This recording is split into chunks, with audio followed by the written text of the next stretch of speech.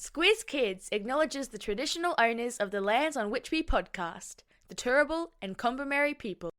Squiz Kids! It's your daily news fix. Fun, free, fresh. Hello and welcome to Squiz Kids Today, your fresh take on what's happening in the world around you. I'm Bryce Corbett. It's Thursday, June 27. In Squiz Kids Today, Aussie whistleblower free at last.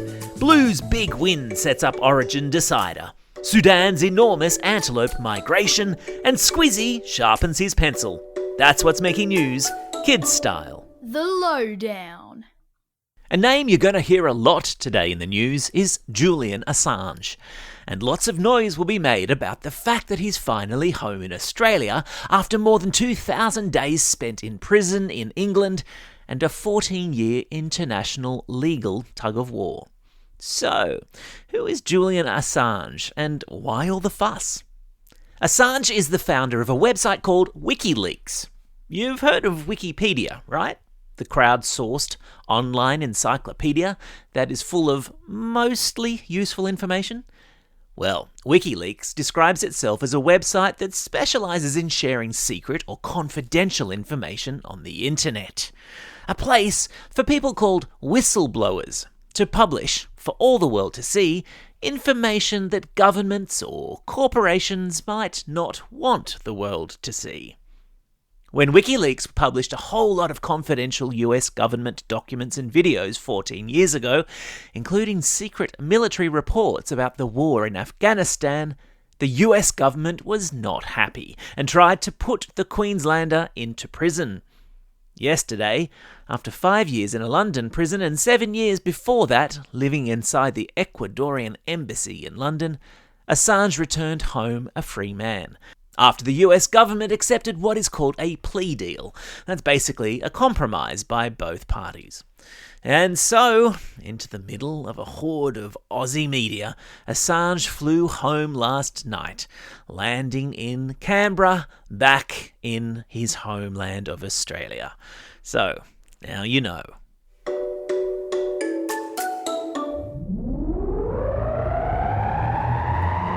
Spin the globe.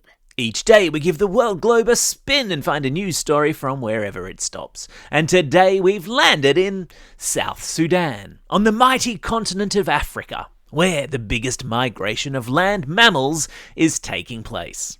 Whoa there! Steady on, break that down for me. Okay, every year animals on the African savannah move from one part of the country to another, in search of food and following the rains. The migration of antelope this year has seen some 6 million of the creatures take part in the Great Walk Across the Plains, a larger number of antelope than has ever been recorded before. Joining the antelope on their great landscape lope are herds of elephant, giraffes, buffaloes and lions. It's a total Lion King circle of life thing. An incredible demonstration of the awesomeness of nature and this remarkable planet that we all live on. And quite a sight to behold, which is why I've stuck a photo of the migration in today's episode notes. You're welcome.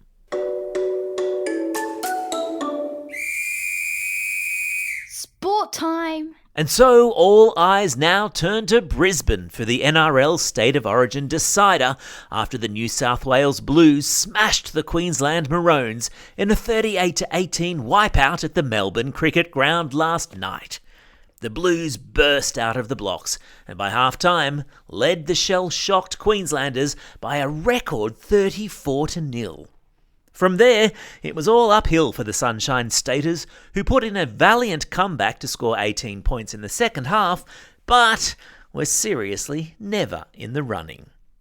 Parramatta's Mitch Moses starred for the Blues, earning himself man of the match for the multiple tries he expertly set up.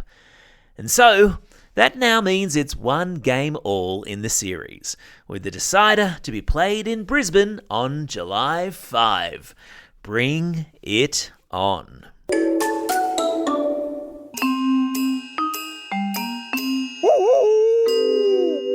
News hounds. Every Thursday, Squiz-E the Newshound sticks his snout into SquizKids HQ to report back on fishy things he's sniffed out on the internet. And his nose is twitching up a treat this week as the United Kingdom prepares to go to a general election. As we've heard before on the podcast, unfortunately these days, whenever there's an election anywhere in the world, there's generally a whole heap of mis- and disinformation doing the rounds of social media. Now, those are big words for stuff that's just not true. Stuff that people make up to try to trick us. But luckily, as budding newshounds, we know to always stop, think, and check. The misinformation in question this week is the claim that's doing the rounds on social media in the United Kingdom that pencils are being given out for people to mark their ballot papers so that later their votes can be rubbed out or changed. Of course, the claim is rubbish. We stopped, we thought, and we checked it out.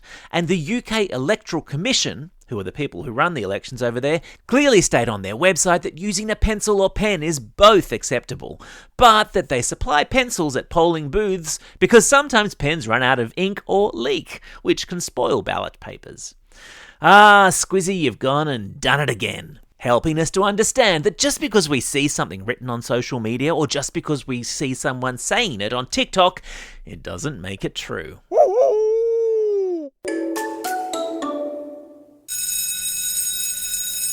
Ah, yes. School is almost out, my friends. Which is to say, some of you have been on a winter break for a week now, whereas some of you finish up tomorrow, and some of you still have a week to go. Sorry for you guys.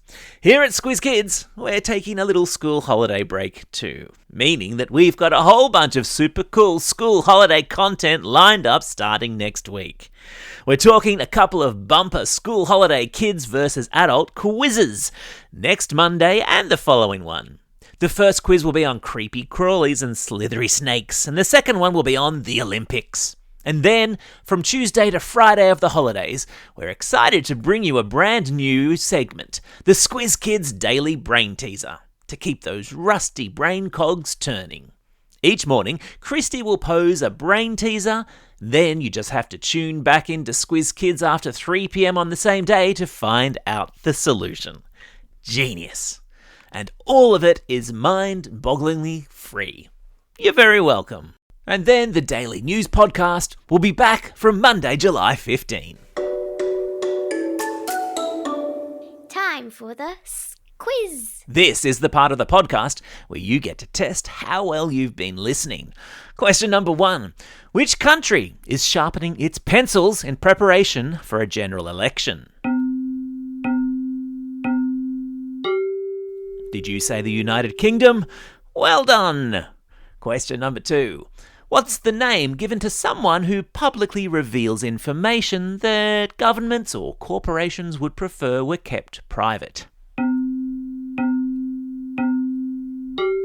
They're called whistleblowers. Question number 3. What sort of animal is currently migrating across South Sudan in numbers never before recorded? Yeah, that's right, it's the antelope.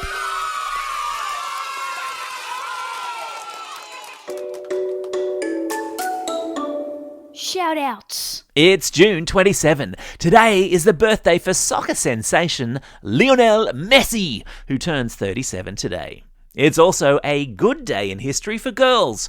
14 years ago, Julia Gillard became Australia's first female Prime Minister. It's also a special day for these Squiz kids celebrating a birthday today.